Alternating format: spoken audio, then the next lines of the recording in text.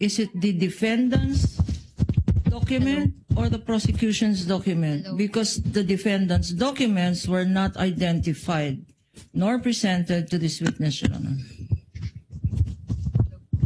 Then if counsel wants to confront the witness with documents she has identified, she has to use the prosecution's evidence because that was the one identified by the witness. If she now intends to present the defense documents, they are not documents that have been identified nor authenticated by this witness during her testimony. We will She can confront have the- a continuing objection. Excuse me, counsel. We will have a continuing objection to their presenting their documents which have not been identified by the witness. They are AOMs. AOMs have been identified by the witness, but these are prosecution's AOMs, Your Honor. May I suggest, Your Honor, to the defense counsel, since she refused for us to use the defense witnesses, that she uses now the prosecution's documents. That is up to her, counsel. She may confront the witness with her copy of the AOM. I'm sure she would be competent to testify whether these are the same documents earlier identified as exhibits for the prosecution or not.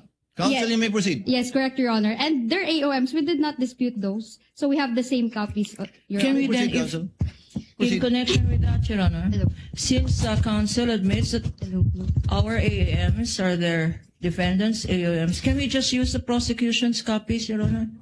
But, Your Honor, we have prepared, Counsel, visual counsel. aid using Show them, show the document. Yeah, I will. I am showing the defense document. No, we will No, not agree, Your Honor, the counsel cannot We will not dictate how I agree, will Your proceed Honor. with my cross-examination.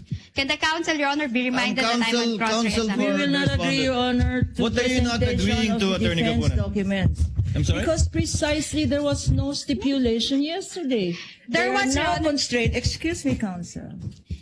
Allow her to finish, counsel. They are now constrained, Your Honor. I'm sorry. They are now constrained to use our documents precisely. This is what we wanted to avoid yesterday.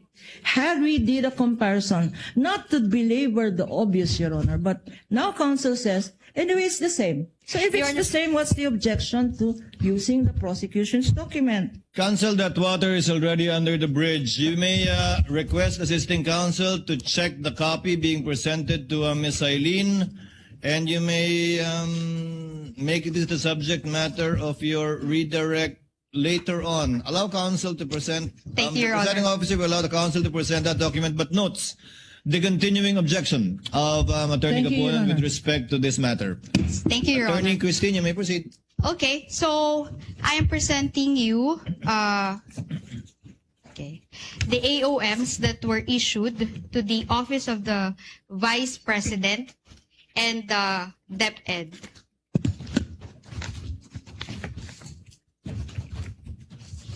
So the first AOM is dated September 14, 2023. It's AOM number 2023-211.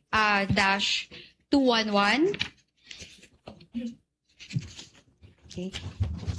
The assisting counsel can check this copy. Okay.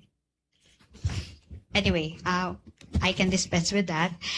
The second AOM is October 3, 2023. Now, I will direct you to the last page. It says here RCW, JMQ, GAC, RRS, and BP. So, RCW is Roderick C. Wamil, correct? Opo, tama po. Okay. Who is JMQ? Dati pong staff namin sa ICFAO. GAC? Division Chief po ng ICFAO. If you can state her name or his name. Si Attorney Gloria A. Camora. Okay. This is Gloria A. Camora. RRS? Dati din pong DC sa ICFAO pero retired na po siya. Alright. NBP is the signatory. Opo, si Ascom Nilda Plaras. Okay.